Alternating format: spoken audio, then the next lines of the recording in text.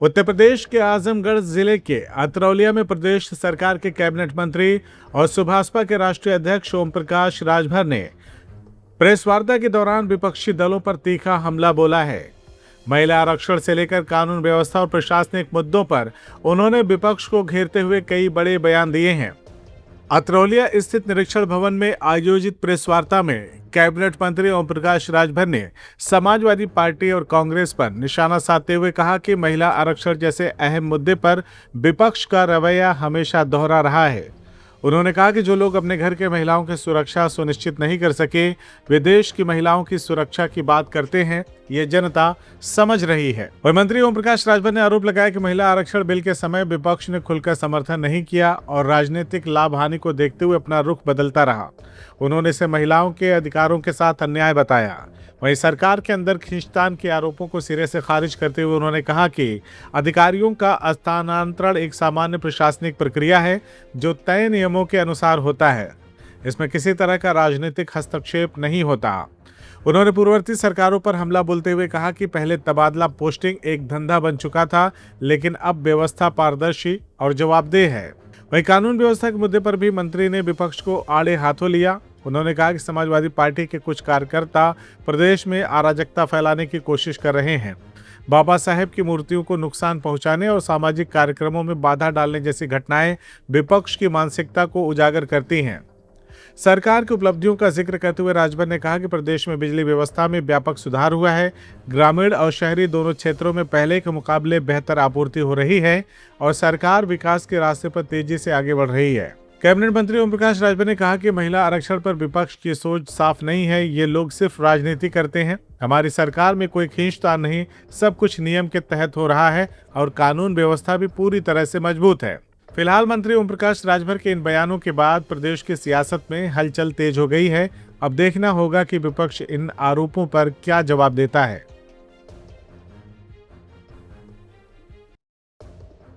जब वो अपनी पत्नी की सुरक्षा नहीं कर पाए, मौलाना ने जब टिप्पणी किया, भद्र टिप्पणी किया, तो वो मौलाना के साथ खड़े हो गए।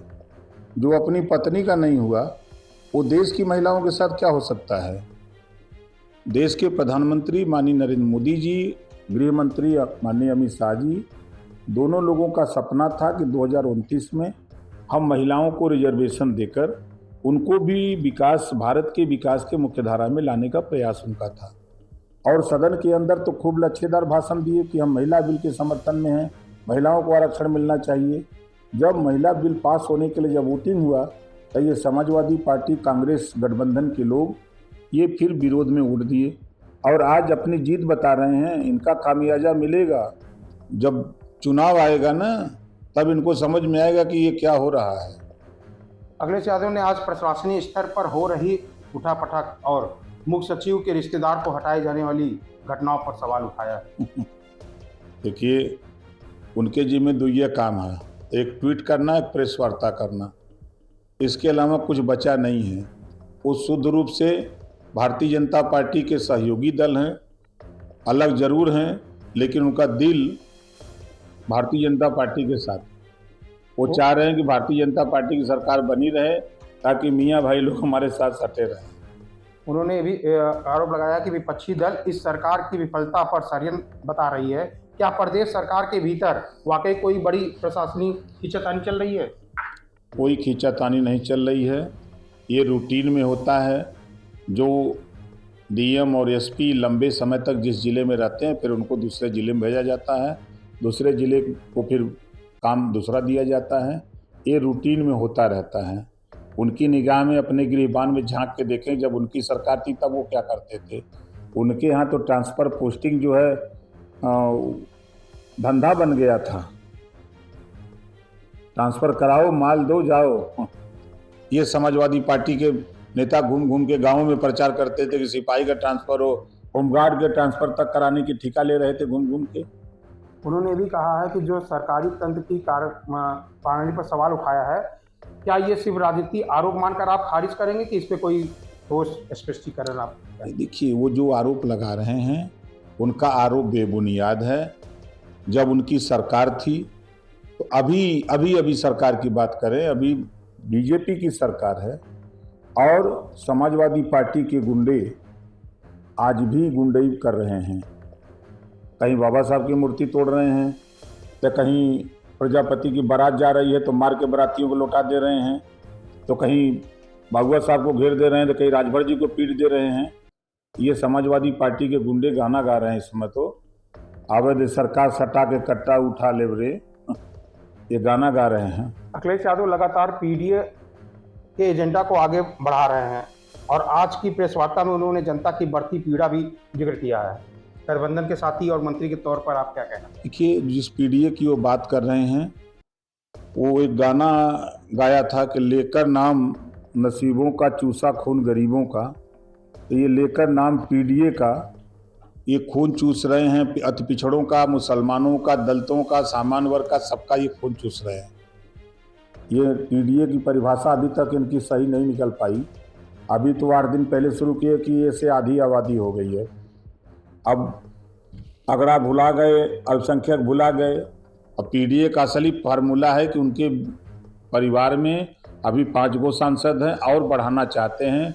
परिवार डेवलपमेंट अथॉरिटी लागू करना चाहते हैं, गुमराह कर रहे हैं पीडीए के नाम पर। 5 साल वो सत्ता में थे खुद अखिलेश जी। 5 साल में अपनी जाति को बढ़ाया उन्होंने। किसी नाई को बता दें, किसी गोंड को बता दें, किसी प्रजापति को बता दें, किसी विश्वकर्मा को बता दें, किसी राजभर को बता दें, किसी चौरसिया को बता दें, जायसवाल को बता दें, गुप्ता को बता दें, किसी सोनकर को बता दें, निषाद बिंद केवट मल्ला माझी मजवार तुरा तुरैया को बता दें, जुल्हा दुनिया अंसारी साईं दर्जी फकीर, किसी को बता दें जिसको बढ़ाने का काम ये किए हों। आखिरी सवाल ये है, वो अपने आज प्रेस वार्ता में कहा कि 300 यूनिट दे देने की बात करें। देखिए, जब उनकी सरकार थी, वो खुद 5 साल मुख्यमंत्री थे, तब गांव में 5 से 6 घंटा बिजली मिलती थी, शहरों में 8 से 10 घंटा बिजली मिल पाती थी। 4 जिले ऐसे थे, रामपुर, आजम खां जी का जिला, मैनपुरी, सैफई और इटावा, जो उनका जिला है। वहाँ 24 घंटे बिजली रहती थी, लेकिन ग्रामीण इलाके में उत्तर प्रदेश में 5 से 6 घंटे बिजली रहती थी। और जब उनके राज्य में ट्रांसफार्मर जलते थे तो गांव के लोग चंदा लगा करके पैसा जुटाते थे, तब फीडर पर जाते थे तो पैसा देते थे, तब ट्रांसफार्मर आता था।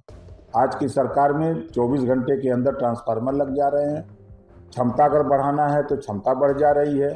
और बिजली ग्रामीण इलाके में सरकार ने तय किया 18 घंटा देने के लिए, 16 घंटा 17 घंटा बिजली आ रही है ग्रामीण इलाके में। तहसीलों पर 20 घंटा 21 घंटा बिजली जा रही है, शहरों में 24 घंटा बिजली जा रही है।